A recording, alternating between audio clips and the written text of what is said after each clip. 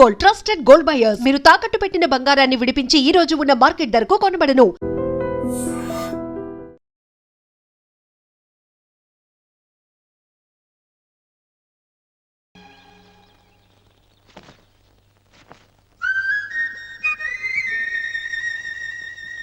ఏంటమ్మాయి గారు ఆలోచిస్తున్నారు? ఆ రోజు పనివాళ్ళ వచ్చాడే, అతని మొహంలో నాకు రాజకళ కనిపిస్తుంది. మరి నా కోసం వచ్చిన అతను నాకెందుకు అతను యజమానేనా అని సందేహంగా ఉంది. ఏమండి బాగా డబ్బున పిల్ల నాకు పెళ్ళంగా రాబోతుందని ఓ కుళ్ళిపోకండి. కుళ్ళు కాదురా, నీకు నచ్చిన పిల్ల మాట్లాడే మాటలు వింటుంటే ఖచ్చితంగా పని పిల్లి అనిపిస్తుందిరా. పనివాడిలాగా మాట్లాడతా ఏంటి? కొందరు డబ్బున్న మనుషులు అలాగే మాట్లాడతారు అమ్మాయి గారు. భాష మాత్రమే కాదే, ఆ చూపు ఆ రూపు ఒక్కటి కూడా యజమానిలో లేడు. పొట్టి గుమ్మడికాయలా ఉన్నాడు. మీరేనన్నా చెప్పండి చంద్రబాబు గారు, నేను ప్రేమించిన అమ్మాయి యజమానురాలు, మీరు ప్రేమించిన అమ్మాయి పని మనిషి. ఈ అనుమానాలు ఎందుకురా? ఏదో ప్లాన్ వేసి మనిద్దరం ఒకసారి అక్కడికి వెళ్ళి చూసేస్తే పోలా? ఒకవేళ వాళ్ళు మనల్ని చూస్తే? అవును, ఎలా? ఇబ్బంది లేకుండా మీరు నాలాగా నేను మీలాగా వెళ్దాం. ఏ వెంకమ్మ, వెళ్దామమ్మా వెళ్దాం.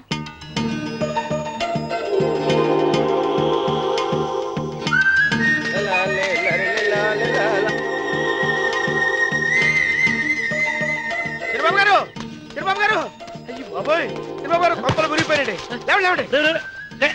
ఏమైందిరా? మీరు ఎట్టగా బట్టలు తీయండి, నా బట్టలు తీసేస్తారు. నా బట్టలు కూడా తీయమంటున్నావు, నీ బట్టలు కూడా తీస్తున్నావు, నీకేమైనా మతిపోయిందా? మర్చిపోవటం కదా ఏం మగడ, మన పెళ్లి చూపులకి వెళ్ళి కొమ్మలు ఇద్దరు అమలుపు దాకా వచ్చారు. ఆ పిల్ల నన్ను చూసిందంటే నా పెళ్లి అయిపోద్ది. నా బట్టలు తీసుకొని బట్టలు నాకు ఇచ్చాయి. నేను నీకు ఎప్పుడు పనుడిగా నటించడం నా పని. నేను ఎప్పుడు రా, నువ్వు పనుడు అని తెలిసి అమ్మాయి నిన్ను ప్రేమించింది, యజమాని అని తెలిస్తే చచ్చినా ప్రేమించదు. నా మాట వినండి బాబు, దండం పెడతాను. చెప్పను అయితే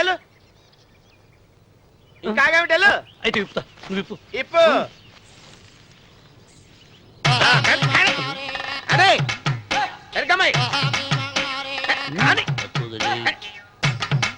నిన్న నాదే, నేడు నాదే, రేపు నాదే, ఎల్లుండి కూడా నాదేలే. ఏట్రా కళ్ళు కనపట్టలేదా? కొంపెక్కిందా? చంపేస్తాను. సరిచేయి అన్నవరం. ఏంటి? ఏడ్చేవాడి కడం పక్క, కొట్టేవాడి కుడి పక్క ఉండకూడదంటారు. నరుకుతా వెళ్ళిపోతున్నారు.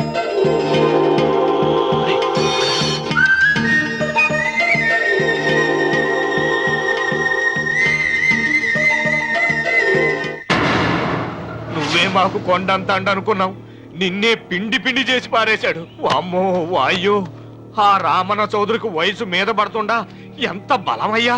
అతను చెప్పింది నిజం. అది కండబలం కాదు, గుండె బలం.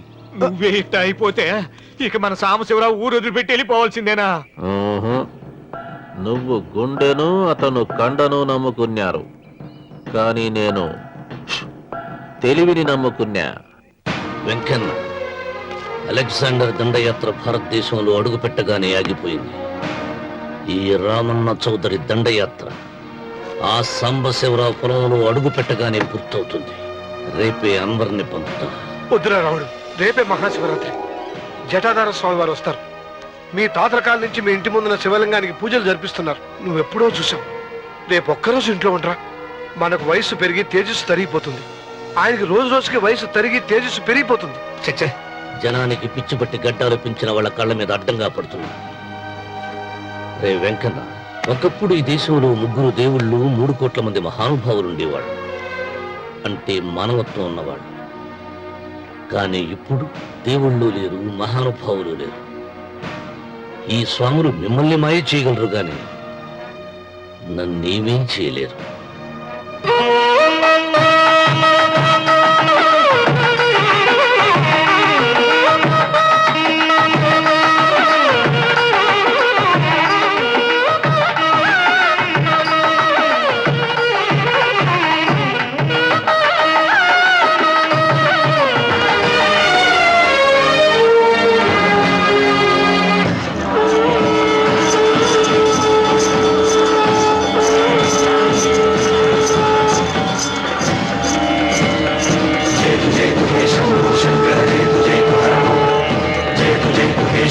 शंकर जय तु हर ओम जय तु हे शंभो शंकर जय तु हर ओम जय तु हे शंभो शंकर जय तु हर ओम नागेंद्र हारा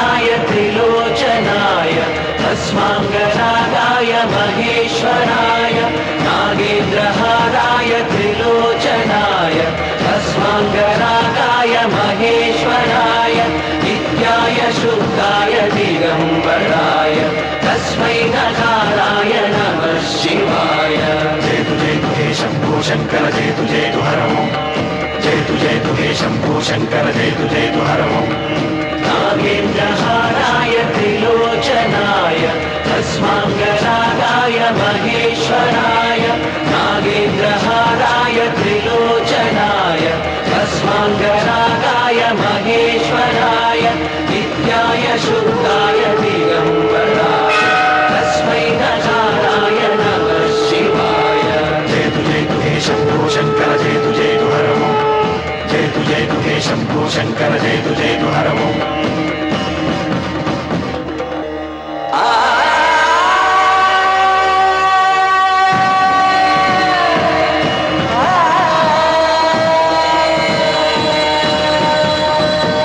जयतु जयतु हे शम्भो शङ्कर जयतु जयतु हरमो जयतु जयतु हे शम्भो शङ्कर అన్నయ్య ఆయన ఏదో చెప్పాలని చూశారు, చెప్పకుండానే వెళ్ళిపోయారు.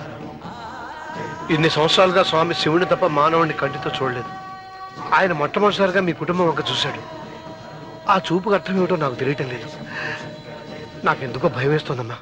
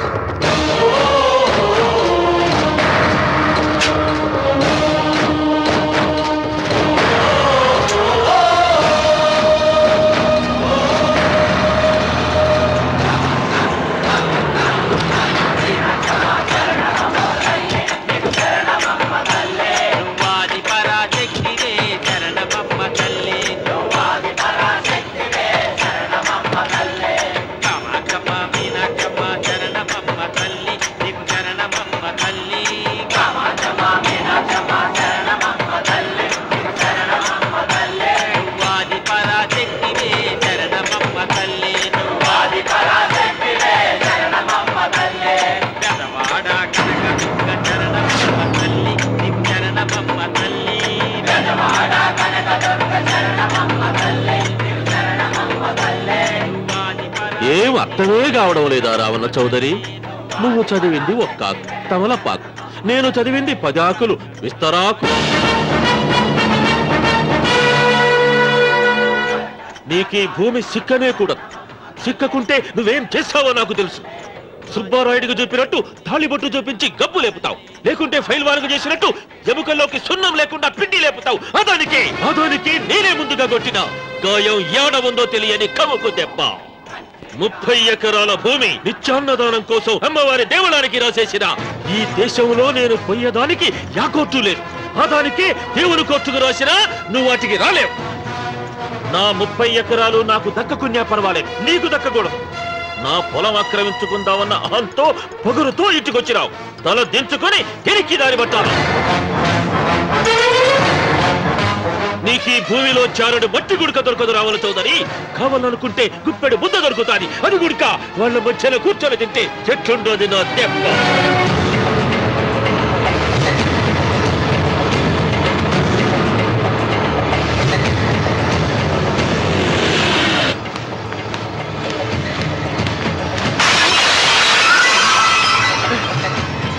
ఏమైంది?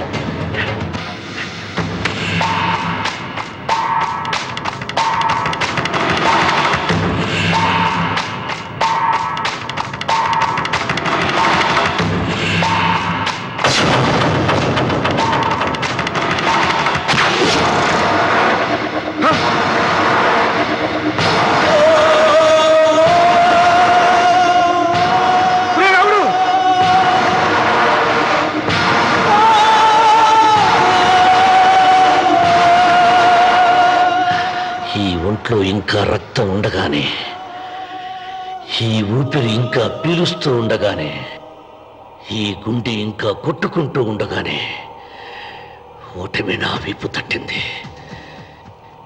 ఈ రక్తం మొత్తం ఒంట్లోంచి పోవాలి. నాపగా వెళ్ళిపో, వెళ్ళిపో.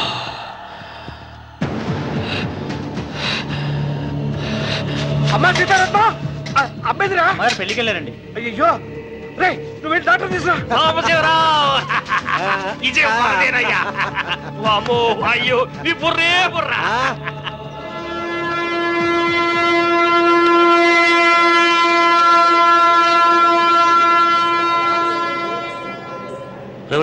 ఏంట్రా కింద పడింది తింటున్నావు? రేపటి నుంచి మీరు కూడా ఇదే తినాలండి. ఎందుకురా? లేకపోతే ఏంటండి, పని ఏమైనా ప్రేమించగానే సరిపోలేదండి, వాళ్ళు అలవాట్లు కూడా నేర్చుకోవాలి. అందుకని రేపటి నుంచి చికెన్ నేను తింటాను, జొన్న రొట్టె కొట్టుగానే మీరు తినండి. అన్నవరం, ప్రేమకు పేదరికం అంటారు.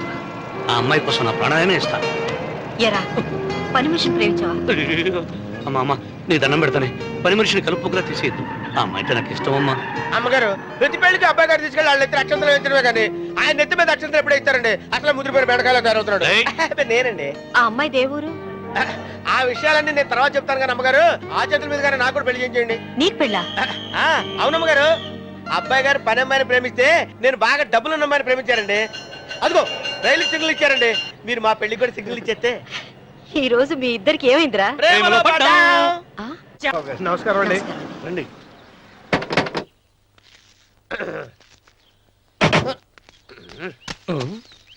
ఏంట్రా అన్నవరం, ఫోజిచ్చి నిలబడ్డావు? అరటికల్ లోపల తీసుకురా. నేను తీసుకురానండి. ఏ, నన్ను తీసుకెళ్ళమంటావా? మీరు తీసుకెళ్తారో చేత లోపల పెట్టుకుంటారు, మీ ఇష్టం. ఏమైందిరా నీకు? ఏమైందంటారేంటండి? లోపల నా గుండెలకు వస్తున్న ఎంకం ఉందండి, అది నన్ను ఎంత మోసం తెచ్చిందో తెలుసా అండి? అయ్యో, ఆ విషయం నేనే మర్చిపోయాను. ఒరే అన్నవరం, తమరు మాత్రం వెంకమ్మను మోసం చేయలే? నేనే మోసం చేశానమ్మా. అదేనమ్మా, 100 ఎకరాల పొలం ఉంది, 200 ఎకరాల పొలం ఉంది అని చెప్పావు కదా. అందుకని నోరు మూసుకుని లోపలికి వచ్చి వెంకమ్మ నాకంటే ముందు నువ్వు పెళ్లి చేసుకో. ఆ తర్వాత రుక్మిణి నేను పెళ్లి చేసుకుంటా. అరటిగా తీసుకురా. నేను రాను, మీరని చెప్పినా నేను రాను. రావా? రాను. అయితే రామన్న చౌదరి గారికి చెబుతా. వద్దు వద్దయ్యో. అమ్మా తీసుకురా. నమస్కారం అండి.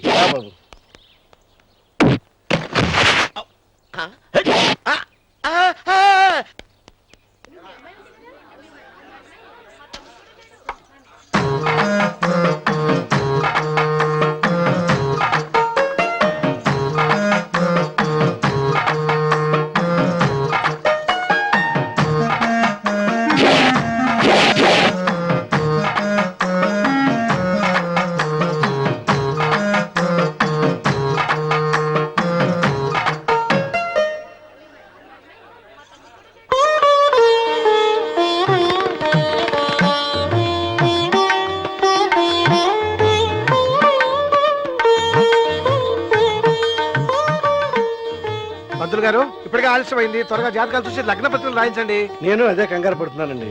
ఇప్పటికే ఆలస్యం అయిపోయింది, మంచి ముహూర్తం దాటిపోతుందేమోనని. మీరు మాత్రం ఏం చేస్తారండి? మీ ఊరు నుంచి బయలుదేరి రావాలంటే ఒకవైపు కొండ, ఇంకోవైపు చెరువు, మధ్యలో ఆలయం. ఆలయం లేకపోతే సమయానికి వచ్చి ఉండేవాడుగా. గాయం ఏడ ఉందో తెలియని కవకు తెప్ప 30 ఎకరాల భూమి నిత్యాన్నదానం కోసం అమ్మవారి దేవుడానికి రాసేసిన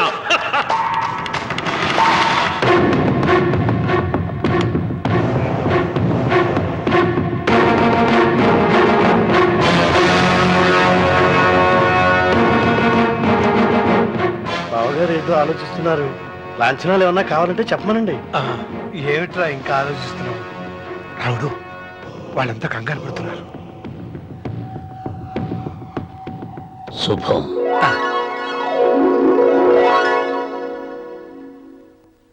ఏం మాట్లాడుతున్నారు రావణ చౌదరి గారు? ఆలయం కూలగొట్టించి రోడ్డేయించాలా? ఇన్ని సంవత్సరాలుగా మన గ్రామం కుగ్రామంగా మిగిలిపోవటానికి రహదారి సదుపాయం లేకపోవడమే కారణం. ఇదిగో 6 మైళ్ళ పొడవున రోడ్డు వేయించడానికి ప్లాన్ సిద్ధం చేశాను.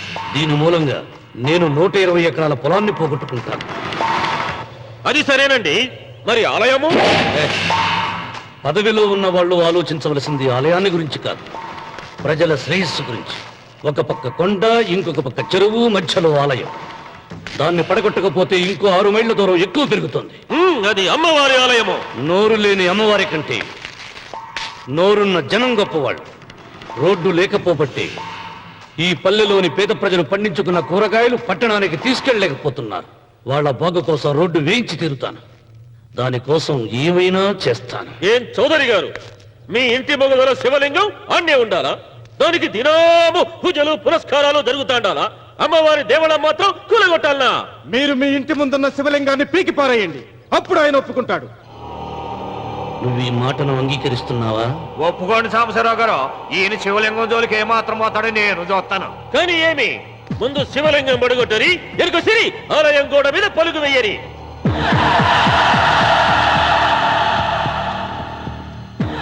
ముందుకేసిన అడుగు వెనక్కి తీసి అలవాటు ఈ రామన్నకు లేదు.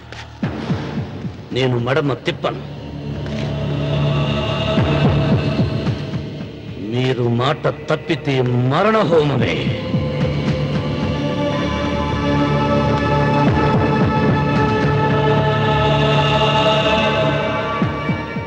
ఊపు చూస్తా ఉంటే శివలింగాన్ని పీకి పారేసెట్టే ఉండాడే. అయితే సాంబశివరావు గారి 30 ఎకరాలకు ఎసరే. ఆ ఇంటి ముందుండేటిది మామూలు రాయి కాదయ్యా, మహిమగల శివలింగము. తరతరాలుగా వాళ్ళ వంశాన్ని కాపాడుతాడాడే దేవుడు. చెయ్యి వెయ్యని తెలుసని.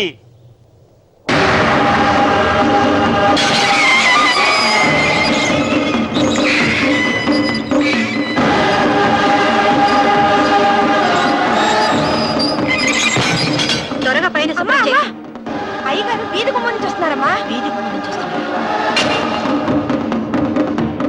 ఏయ్, ఆ నల్లరాయిని పెకిలించండి.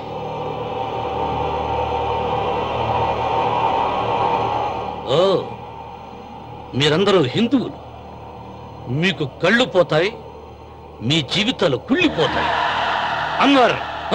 అయ్యా, ముస్లిం అయినా హిందూ అయినా దేవుడు దేవుడే. నేను ఈ పాపం చేయలేను. పాపం? దేవుడి ముందు చేతులు కట్టుకుని నిలబడటమే శాపం రా. నేనే పెకలిస్తాను.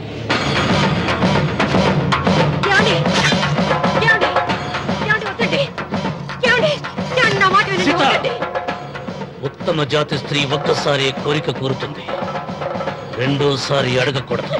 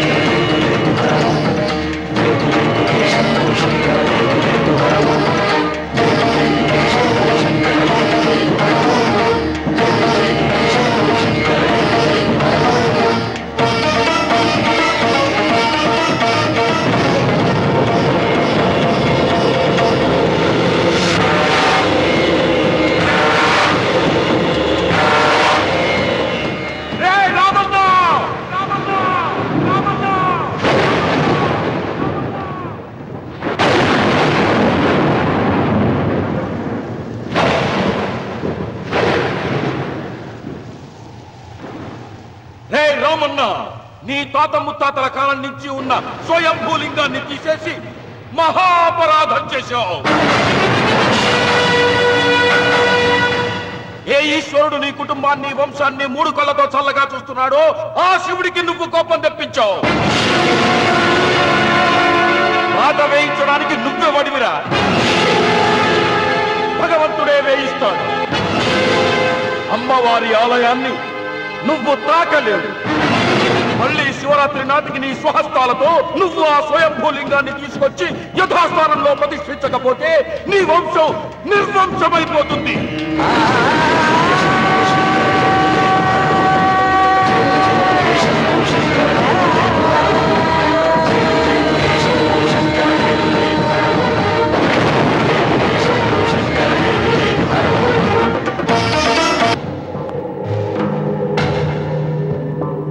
శివలింగాన్ని మీకు చెరులో మారేశాడు, ఇంకా గుడి మీద కూడా వస్తాడు.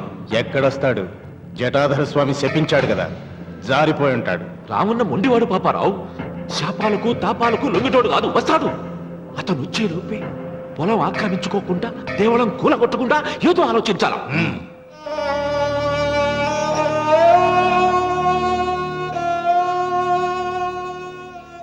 అన్నయ్య, ఆయనతో మాట్లాడే ధైర్యం నాకు లేదు.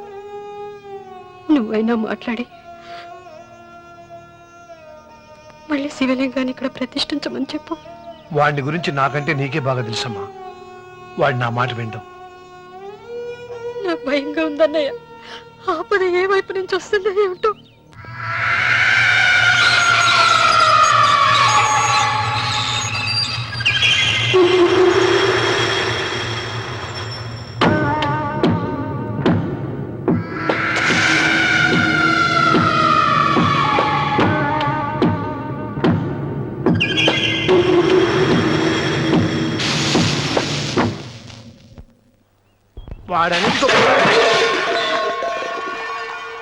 అరే ఏమిట్రా ఈ పని?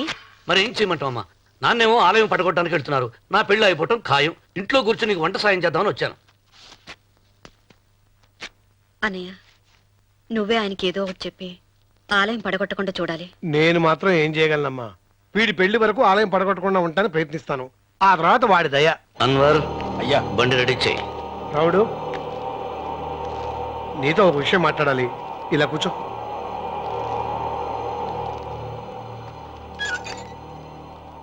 ఆలయం విషయంలో నీ పంత మానుకోవా? నిన్న జరిగింది మరచిపోను, నేడు జరగాల్సింది వాయిదా వేయను, రేపు జరగబోయే దాన్ని గురించి ఆలోచించను.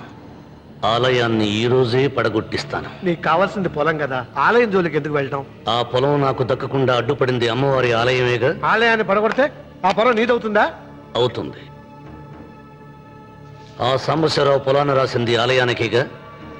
ముందు ఆలయాన్ని పడగొట్టించి ఆలయమే లేదు కాబట్టి ఇక పొలం ఎందుకని ప్రశ్నించి అప్పుడు నా స్వాధీనం చేసుకుంటాను.